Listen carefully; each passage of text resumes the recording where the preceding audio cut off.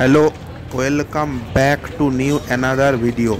আজকের ভিডিওতে আমি যাচ্ছি হাম্পি।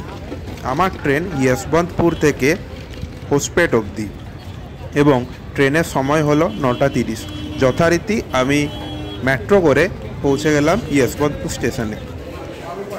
সারা রাত ট্রাভেল করার পর ঠিক ভোর 5:30 আমি পৌঁছে গেলাম হোসপেট জাংশনে। এখান থেকে আমাদের জার্নি শুরু হবে হাম্পির উদ্দেশ্যে। এখানে ভোরবেলায় নেমে আপনারা দেখতে পাবেন অনেক অটো। এই অটোগুলি চুক্তি হিসেবে আপনাদেরকে সারাদিন হাম্পি ঘুরিয়ে দেখাবে।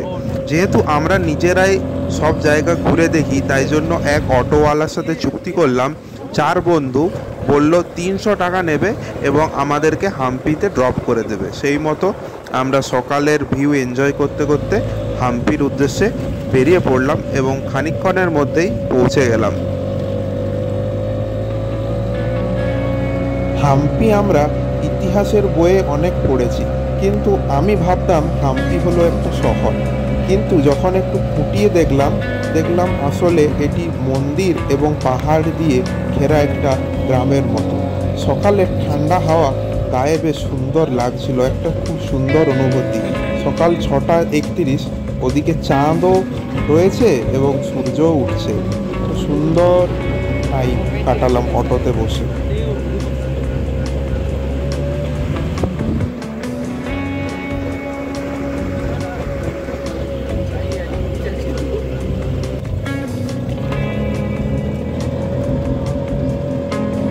এরপর আমরা যাচ্ছি মাতঙ্গা হিলের দিকে।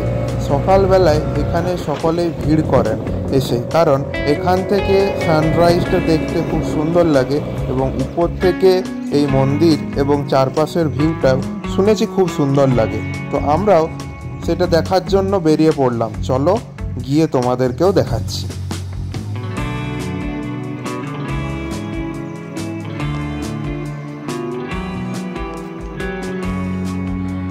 এই পাহাড়ে যাবার জন্য রয়েছে পাথরের সিঁড়ি। এই সিঁড়ি দিয়ে আপনারা অনায়াসে পৌঁছে যেতে পারেন। আমরা 30 মিনিট ট্রেক করার পর এই জায়গাটাতে এসে পৌঁছালাম। খুব সুন্দর লাগছিল।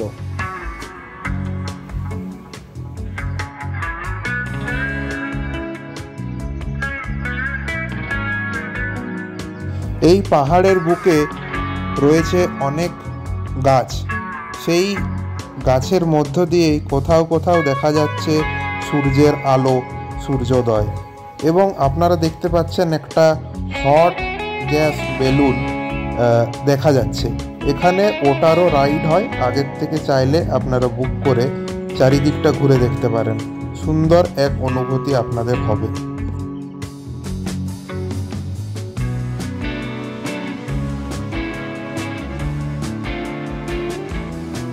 পাহাড় থেকেই আমরা নেমে এসে নিচেই দেখতে পেলাম একটা বহু পুরনো মন্দির।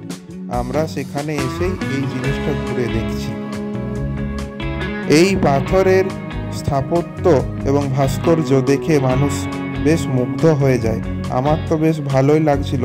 দেখতে পাচ্ছেন বেশ পুরানো, এই জন্য কিছু কিছু জিনিস নষ্ট হয়ে গেছে, কিন্তু যেগুলি রয়েছে সেগুলো অসম্ভব রকম সুন্দর।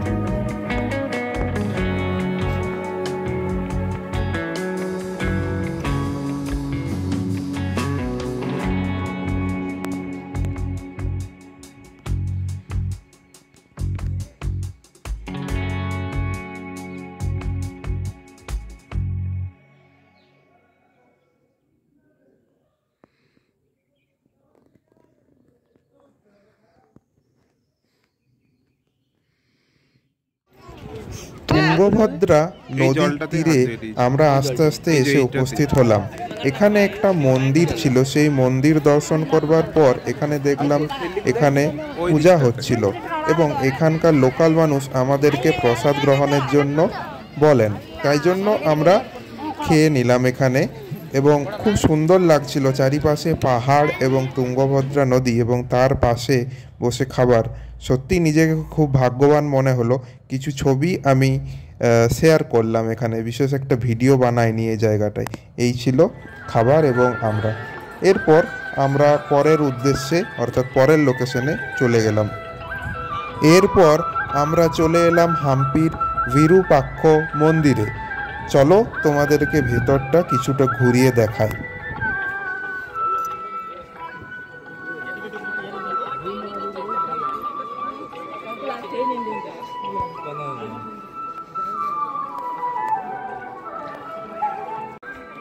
মন্দিরের প্রত্যেকটি থাম্বে রয়েছে স্থাপত্য এবং ভাস্কর্যের এক অপরূপ নিদর্শন।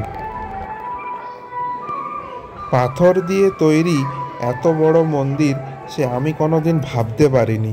এবং আরও জিনিস দেখেছিলাম যে বিভিন্ন বড় বড় মন্দির আছে, সেই মন্দিরগুলি শুনেছিলাম নাকি হাম্পি থেকে পাথর নিজে বানানো হয়। সত্যি হাম্পি যে পাথরের এত কারুকার্যের জন্য বিখ্যাত সেটা নিজের চোখে না দেখলে বিশ্বাস করতে পারতাম না। মন্দিরের ভিতরে ঢুকে দেখলাম মন্দিরের একটি হাতি রয়েছে এবং হাতিকে ঘিরে রয়েছে বিশাল এক ভিড়, সকলে হাতিকে খাবার খাওয়াচ্ছে। বিভিন্ন মন্দির ঘুরে দেখার পর আমরা স্নান খাওয়া দাওয়া করলাম এবং তারপর আমরা চলে যাচ্ছি তুঙ্গভদ্রা নদীর ওই পাড়টা ঘুরে দেখতে। তুঙ্গভদ্রা নদী হল কৃষ্ণা নদীর এক উপনদী।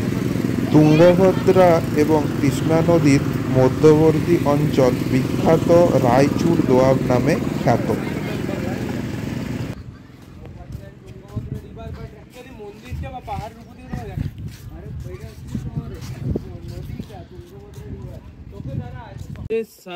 হাম্পিতে প্রচুর বিদেশি পর্যটক আসেন এই স্থাপত্য এবং ভাস্কর্য দেখার জন্য। এখন আমরা এই নৌকায় করে চেপে তুঙ্গভদ্রা নদী পার হচ্ছি। এরপর নদী পার করে আসার পর আমরা একটা অটোতে চুক্তি করলাম, সেই অটোটা আমাদেরকে বিভিন্ন জায়গা ঘুরিয়ে দেখাবে। রায়চুর দোয়াব ধান উৎপাদনের জন্য বিখ্যাত। দুপাশে প্রচুর ধানের ক্ষেত দেখা যাচ্ছে। এরপর আমরা এখানে একটা ড্যামে এলাম, ড্যামটা ঘুরে দেখাই তোমাদের।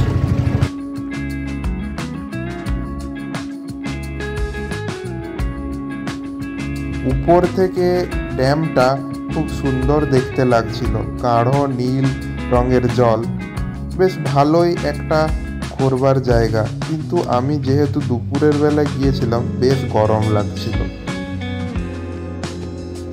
এরপর আমরা ঘুরতে ঘুরতে এলাম একটা ওয়াটারফলে।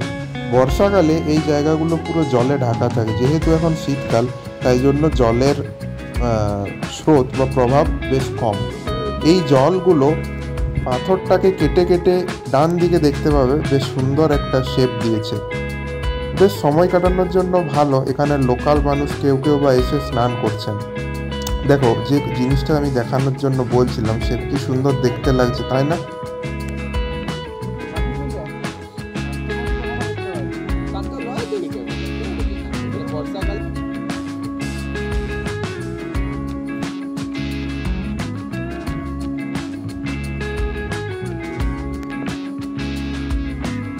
এরপর আমাদের গন্তব্য ছিল একটা মন্দির।